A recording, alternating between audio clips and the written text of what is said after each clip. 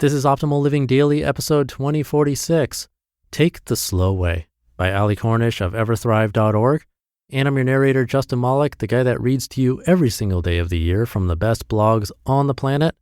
Blogs are basically online articles for those that are unfamiliar. And now today I have a post from Cornish, so let's get right to it as we optimize your life. Take the Slow Way by Cornish of Everthrive.org. In our hectic lives, we seem to move very quickly. We're constantly bombarded with information, tasks, and noise. If you're like me, most days I strive to get as much done as possible. Before I realize it, mornings turn into evenings. My alarm clock seems to wake me up right after my head hits the pillow. And during the night, I often experience anxiety dreams where I have to reach some kind of goal and I simply cannot accomplish it. All these are results of pursuing what I like to call a carpe diem sort of life, where I try to accomplish so many things by living in the moment, a mantra for many. However, seizing the day, or rather capturing the day, only helps us to conquer, subdue, and even kill our days instead of actually living them. Living in the moment offers nothing to alleviate stress, overstimulation, and noise from our lives. Sometimes it's necessary to take a break from living in the moment. Sometimes it's necessary to take the slow way. 3 years ago, my husband took me on a date to an event called Tour de Fat, New Belgium Brewery's annual traveling festival that showcases zany entertainment, game show parodies, an interactive fashion showdown, and a car for bike swap. What makes this festival different from other street festivals is not only its eclectic nature, but also the fact that at its core lies the idea of taking the slow way. This concept is highlighted by New Belgium's iconic logo, a simple beach cruiser bicycle. A bike is a varied thing. There are so many types of bicycles. New Belgium's emblematic choice of a beach cruiser instead of a road bike, mountain bike, city bike, recumbent bike, etc., epitomizes the idea of taking it slow, which is one of New Belgium's core values.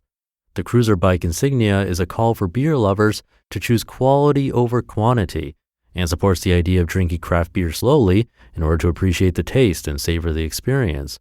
In this way, New Belgium supports the idea of living a simple life at a slower pace. I loved how New Belgium takes the concept of slowing down and connects it to something as simple and familiar as enjoying a beer.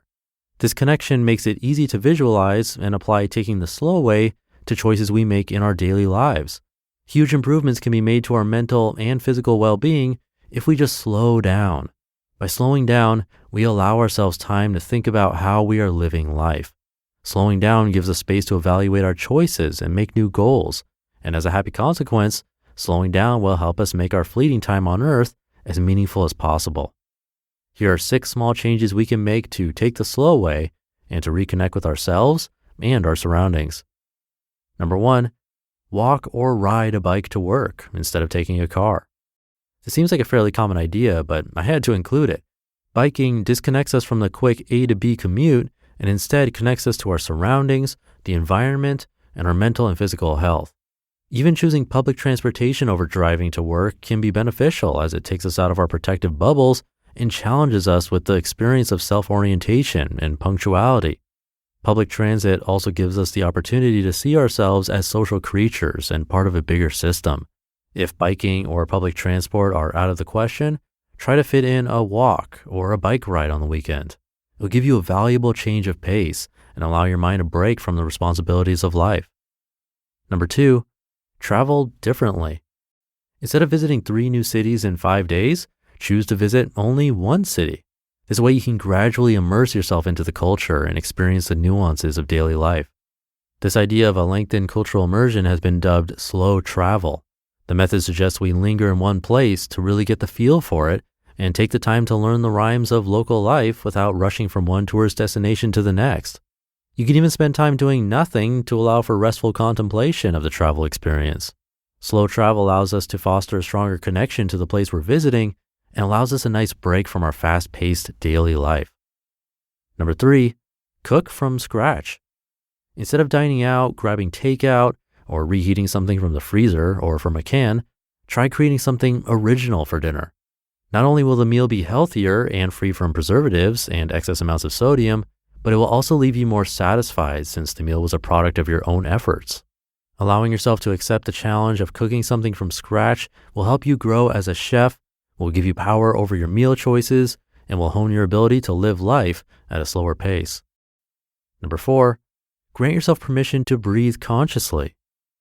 Taking one deep breath helps us to pause, reflect, and refocus our perceptions, and inevitably helps us to slow down. Conscious breathing can help us approach and conquer things like anxiety and stress. Henrik Edberg, in his article, The Power of Breathing, suggests taking 2 minutes away from stressful situations to slow down and focus on the breath. I found that 2 minutes is more than enough to find space when our hectic worlds expand and devour us. Number 5, allow for silence. Give yourself some quiet time to think and to rest.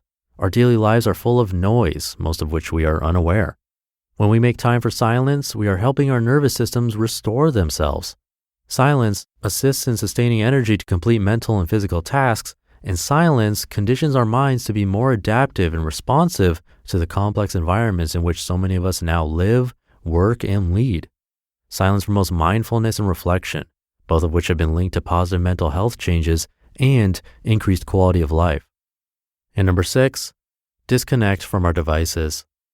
Today, time spent in the digital world seems to be a necessity, but oftentimes we confuse necessary digital time with needless distracted time. You might check out a few posts of mine where I emphasize the importance of constructing definitive boundaries between ourselves and technology. Setting boundaries helps us reconnect with experiences and people in the real world. Leave your phone at home, in your car, or be content that it is resting quietly in your pocket or purse. Turn on airplane mode to reduce distractions. There are even applications you can download that can track your cell phone use. At the core of taking the slow way is the important task of reflection. Giving ourselves time to rest and think gives us the power to see the world differently and to commit to making the change towards living intentional and meaningful lives. Similar to enjoying a quality beer, we should drink life slowly to appreciate the taste and savor the experience. Next time you feel overwhelmed, overtasked, and overstimulated, break away from the call to live each day to its fullest. Give yourself permission to take the slow way. You just listened to the post titled, Take the Slow Way by Cornish of Everthrive.org. All right, another short ending for the weekend. Sometimes I add some of my own commentary, sometimes I don't.